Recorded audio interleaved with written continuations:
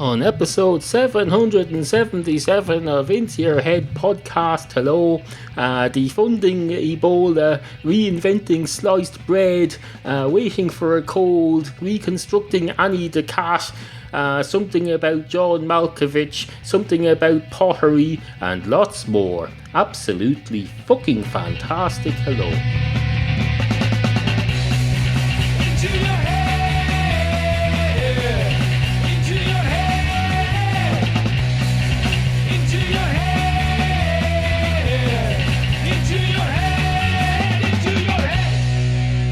A lot to get on with today. Items that need to be attended to, issues that need to be addressed, topics. Oh, topics. We've got lots and lots of topics.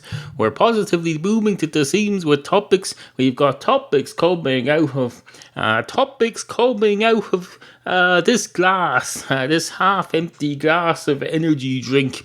It's coming. The topics come out of ironically, out of the empty half of the glass. That's why they always say the glass is half full rather than half empty, because nothing has no bearing on it. But no, the empty portion of this glass represents the energy drink that I've already consumed, and that is presumably, as I speak, working its way down through my system, and then hopefully up to my brain, to impugn it with unhealthy but stimulating toxins such as caffeine and taurine and all sorts of crap that enable me to do this podcast. Isn't that absolutely fucking fun? Isn't science fantastic? They came up with this. They said, let's make this drink. We'll make this pale brown drink that looks like beer, tastes like crap, and is full of stuff that could probably make your heart explode if you overdid it. And then it'll help you think. Makes you think, doesn't it? Certainly does. Even if you don't drink it, it makes you think. Makes you think about the world. There was a time when all people had was tea made out of gooseberry leaves or nettles or something, and you'd put it in a pot on top of a rock in your cave, and you'd put fire underneath it, and you'd say, look, here, tea, let me introduce you to fire and water. Now, in most circumstances, if you put fire and water in the same room, the water would cancel out the fire, but no, you contain the water in the pot, or wherever they used for pots before pots were invented. What did Stone Age men and women use as pots? I don't know. Maybe they scooped out a bit of a tree trunk, and they scooped out the insides, and but that would go on fire, surely to Christ. Maybe they made pottery, like that film. You know that film with the man who's dead now, and he goes on and he's doing the pottery thing with the woman. What one was that? Was it the one with your man? Probably was. The one with your man and the pottery thing. Was that the one where he's a ghost, or is that a different one? I can't remember.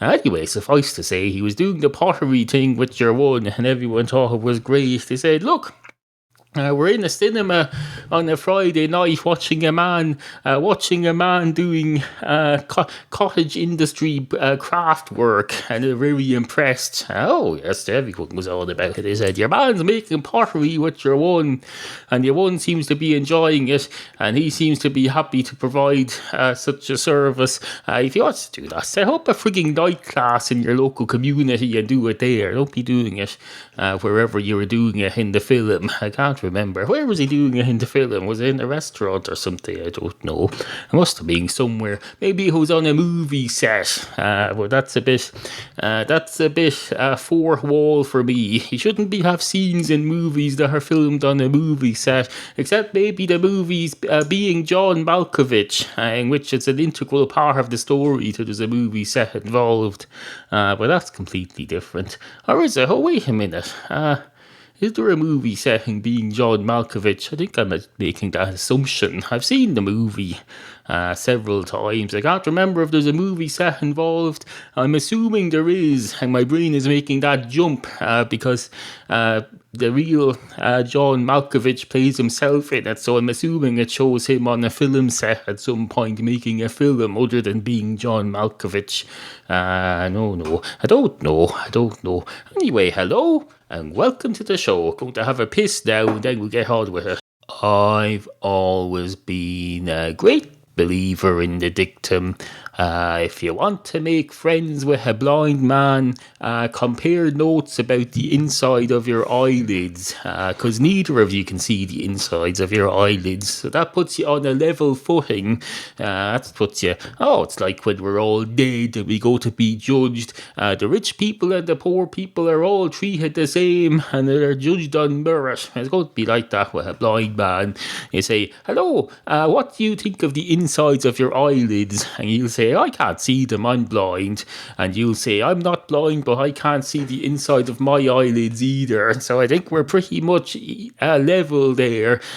So we can both pay. We don't have to have separate Olympics anymore. We can both do the same high jump because we're level. Or maybe you could have a combined Special Olympics and Paralympics and main Olympics. Divide up the categories. Here's a category for the high jump for people who can't see the insides of their eyelids, and of course everybody would qualify for that. That's when you have true equality.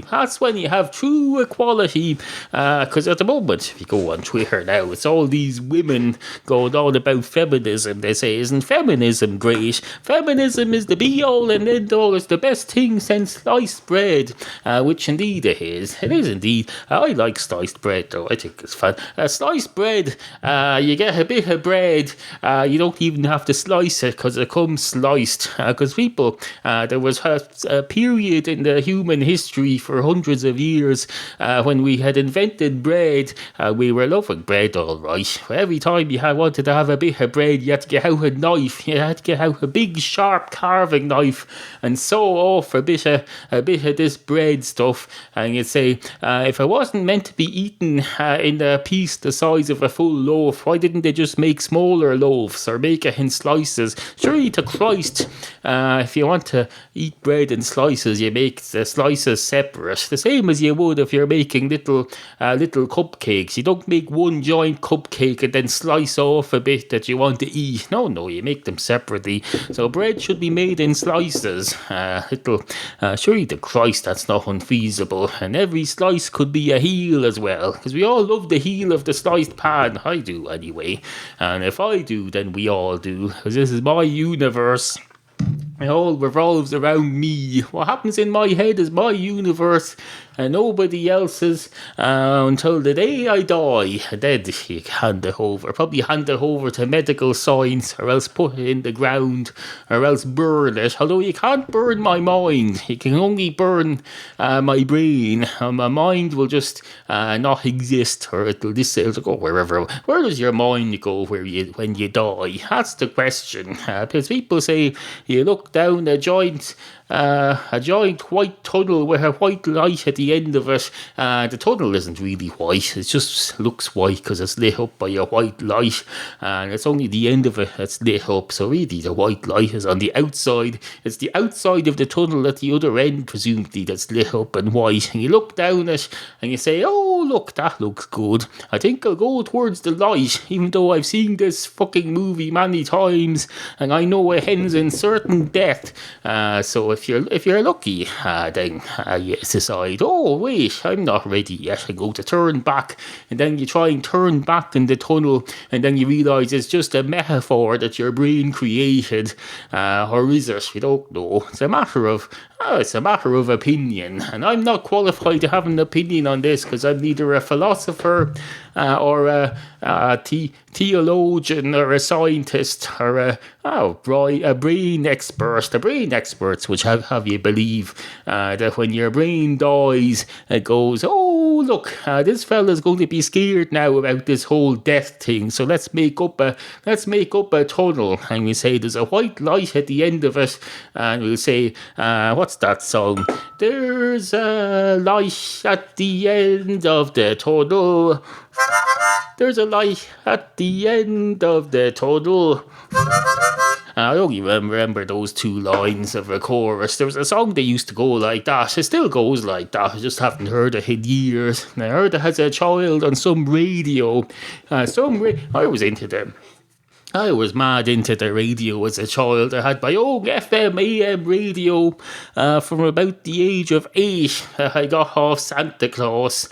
This was around the same era when he bought me a giant stuffed duck when I asked for a monkey, and the duck's head peeled off very quickly because it was very badly made. So I was left with a my second best friend after Teddy the bear was Duck Egg, and Duck Egg's head came off very quickly, had to be thrown out.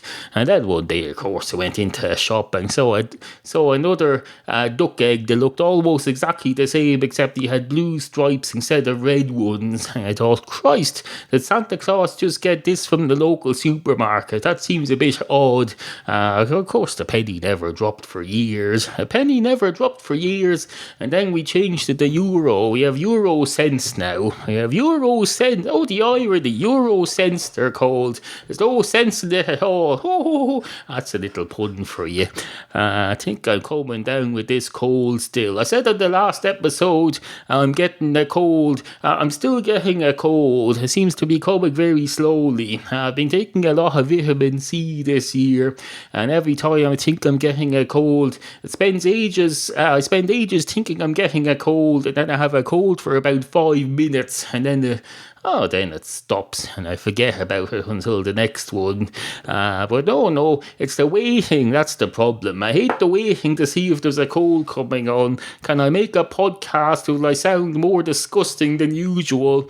I don't know. I listened to the last episode. I thought I sounded more disgusting than usual. But what's wrong with being disgusting? It's just natural.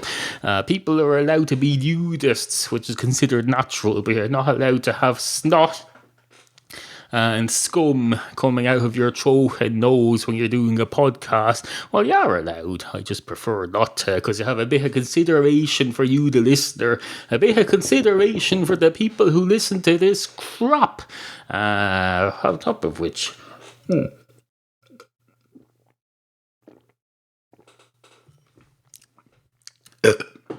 on top of which something. Anyway, on with the show. Monkey nuts. That's what they call them. They call them big, steaming, shit-eating, piss-piling, monkey-wrench-inducing. What does that mean? What does monkey-wrench-inducing mean? I can't just spit out these words and not explain what they mean. That's cheating. You can't just make stuff up. Don't worry. I have an explanation ready. Monkey-wrench-inducing is something that makes a monkey wrench. Now, by wrench, I mean wretch. So I should have said monkey wretch inducing, but I say monkey wrench inducing because it sounds better. It flows off the tongue a little better. Monkey wrench inducing. So it's poetic license. That's what it is. I said monkey wrench inducing instead of monkey wretch inducing, but I meant that it's something that induces a monkey to retch, as in vomit or attempt to vomit. Anyway, it could be a dry heave. The result could be a dry heave rather than a wet one, but either way, it's still a retch. It's still a monkey retching. Anyway, that's enough of that crap. 2 cats walk into a bar. One of the cats goes straight up to the bar counter and says, "Hello, have you got any snacks? Maybe a few monkey nuts, or I don't know, pack of potato salt and vinegar crisps or something." And the man behind the bar says, "I don't think cats are supposed to eat nuts. I think that's considered highly dangerous. It's like giving peanuts to a child with a peanut allergy. If you give peanuts to a child with a peanut allergy, then they have to land the plane." And the cat says, "Well, we're not on the plane, or are we? Maybe we are, I don't know. Maybe I'm on the plane asleep, hallucinating that I'm in a bar, in which case you're the barman in the hallucination, so you should have no knowledge of where we are. Although, if you're a figment of my imagination, then my imagination probably knows that we're on the plane, so you would know that we're on the plane. I watched that episode last night of House MD, just after he gets shot, and he's, no, he's still in a coma, but there's an entire episode where he's hallucinating. Spoiler alert. And there's a lot of that going on. He says, is this real or is this part of the hallucination? And then he thinks, oh, wait a minute, I'm hallucinating this. It's a bit like a Star Trek The Next Generation episode, one of those episodes they're always having where there's jumps in time and they're jumping around in time and space. Captain Picard goes out one door of the bridge and comes in behind himself at the other side of the room, and all sorts of crap. Like they're my favourite episodes, and I happen to like House MD as well. So it was nice to have a crossover as such. It wasn't really a crossover. There was no Star Trek elements involved whatsoever. It just felt a bit like a crossover because they were doing all that stuff. You get the general idea. Anyway, the man behind the bar says, what did you say, sir? I can't remember. And the cat says, I think I was saying, but we're not in an aeroplane. And the man behind the bar says, I never said we were, sir. And the cat says, I think you'll find you did. You just don't remember because you're a figment of my imagination and you haven't got a solid memory. You're pretty much just a hologram. You're not really a hologram. That's just a metaphorical illustration of what you are. But effectively, you're like a hologram that my mind has created. It can't even be seen by the outside world. It can just be seen by me. It's like having a little projector inside my head and it's creating you, the hologram, but it's not even an external hologram that can be shown to the rest of the world. I'm the only one who can see it, which probably basically means I'm going mad. Which would explain why I'm a cat in a bar who's also in an aeroplane and trying to ask for nuts, which I know damn well could poison me. Absolutely fucking ridiculous. My cat Annie. My cat Annie got injured recently. She had surgery for a hernia. She's recuperating downstairs now in a warm room. Don't worry, it's perfectly fine. She's coming back to life. They put her back. All the king's horses and all the king's men said, somebody bring that cat to the vet immediately. There's something wrong with her. And they brought her to the vet and she's repaired now. They repaired my cat. Well done, veterinary science. So in celebration of Annie's recovery, let's see, what will we do? Will we do this? Will I drink another can of energy drink? No, I won't, because I've already had 2. I don't want to be fucking jumping around like a lunatic all day. No, to celebrate Annie's recovery, I'll cook another chicken for the cats in a while. That's what we'll do. We'll cook another chicken for the cats. We'll cook another chicken for the cats. We'll cook another chicken for the cats. Annie's getting better and she's not going to die. We'll cook another chicken for the cats. Or will I cook a turkey? No, I won't, because the turkeys that are on special at the moment are frozen and it's going to take 3 days to defrost it. So I'll get one today and that'll be ready for them in a few days. But I'll get them a chicken for today. Probably 2 chickens. 3 if they're small. It depends. I've got 7 cats, in case you're wondering. I'm not cramming all this chicken into one cat. No, not that she'd object, but I'd object because that would be irresponsible. I'm a responsible pet owner, so don't give me that crap. Anyway, suffice to say, Annie's getting better. It's all going to be fine, and we hereby celebrate Annie's impending recovery. Let's see, where we go now? I don't know. Will we do this? We probably will. Let's see. Will we do the following? I don't know yet whether we'll do the following, but we'll see now after I stop saying this. After I finish this sentence and draw a line under it, or at least put a full stop, or as you foreigners call it, a period. I don't like calling things a period. That's a stupid name for a punctuation mark. Call it a dot or a full stop. Is a period a comma or a full stop? I think it's a full stop. The one with the dot that you put at the end of a sentence anyway. I'll put, once I put one of those metaphorically at the end of this sentence, I won't be writing it. Oh no, won't be fucking writing it down. You don't write down a dot. This is oral. although I will be writing a brief content description of the topic listings of this program. So if I put in Annie's, let's see, reconstructing Annie, and then and I just realised I won't be putting a full stop after that in the description. I'll be putting a comma because there's other stuff to come. So that doesn't work. I proved myself wrong there now. I was all saying, oh no, you don't put a comma after that, you put a full stop. But no, it turns out you use different punctuation in writing than you do orally. Fucking ridiculous. The English language is a fucking mess. That's what it is. A fucking mess. Go back and look at Shakespeare's writings and you can't even make head nor tail of it. The whole idea of writing stuff down in a common language is so that you can come back to it hundreds of years ago later and still understand what the fella wrote. But no, there's kids spending 2 years studying one Shakespeare play just to try to understand what it's about, and they still can't figure it out. That's no fucking use. That's not a proper communication method at all. We need a new language that's not full of crap. Absolute bollocks. Full stop. Are you going into your head? Support the Podcastual Arts at no cost to you. Just click through the Amazon link at intoyourhead.com whenever you go shopping for anything, even if you use Amazon UK or Canada. We'll take your weird foreign money here. We're not proud.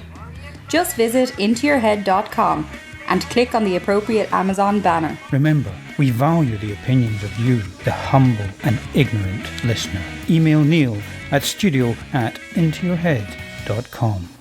Hello, this is J. Edgar Casey, and whenever I am listening to fine podcasts, I tune into the Into Your Head program because it's very clean. I know what you're thinking there. You're thinking Christ. You're thinking Jesus, Holy Mother of Christ on a popsicle stick.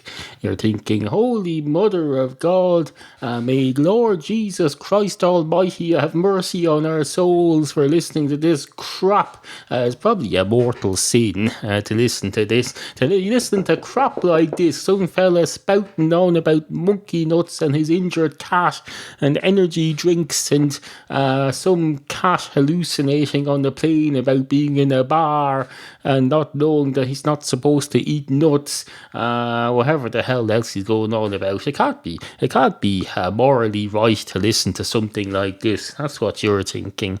Well, you'd be largely right about this. It's immoral to be listening to this if it's taking away time from something more productive you could be doing, like saving lives, helping out the third world, downloading a copy of Band-Aid 30 or whatever else you could be doing with your time. But if you're a multitasker, you can listen to this and you do something else at the same time. So I assume that when my listeners are listening to this, they're also doing something else, like for example running a marathon in aid of orphaned children, or I don't know, downloading Live Aid 30, the single. Do they know it's Christmas time again? That's that song's coming out again with Bob Geldof. There's going to be an American version too, but they re-released that, a new version. They go, feed the world, let them know it's Christmas time. Feed the world. Do they know it's Christmas time? It's Christmas time. There's no need to feel afraid. It's Christmas time. Nobody's hungry, but they're all getting Ebola. That's what it's for this time, is to raise money for Ebola, or to counter Ebola. Surely they should be raising negative money if they're trying to get rid of Ebola rather than promote it. Surely they should be raising negative money. They should be saying we're trying to give away money to get rid of this Ebola and defund it. So maybe they should be giving out the single for free, but paying the people who produce it, thereby getting rid of some of this money and having less funding for the whole Ebola thing. Bob Geldof, you see, he thinks, he automatically thinks because in the 80s he raised money and got rid of famine that way, that he can do the same with Ebola. No, you're thinking arseways, Geldof, and it's understandable because you've had a hard year. I know you've had a bereavement, and you've had to go and meet Bono probably about something. You've had all sorts of crap happen. You're not thinking straight. You're just on autopilot. You think something bad is going on in Africa. It's my turn to get in and sort it out again. So I'll start fundraising for Ebola. No, you want to be giving away money for Ebola. Fucking Egypt. That's fine. Hopefully someone will set him straight. I don't know. Anyway, fair play to you, Bob Geldof. Your heart is in the right place. Same with Bono. People love to knock Bono nowadays. Every fucking 5 minutes here, you hear someone saying that Bono is a cunt when he's fucking going round the world, talking to world leaders, trying to do something good, and at the same time having money. Who the fuck does he think? They say the same about fucking Bill Gates as well. They say that Bill Gates, he's a billionaire. Who does he think he is, devoting his entire life and career now to spending his money wisely and responsible? Who the fucking hell does he think he is? How dare he, the cheek? And then they say, then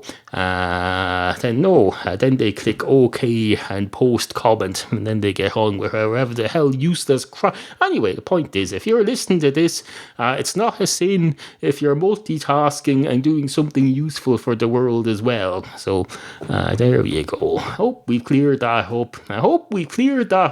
Or at least filled up another 4 minutes and 38 seconds of the show. I think the latter is more likely.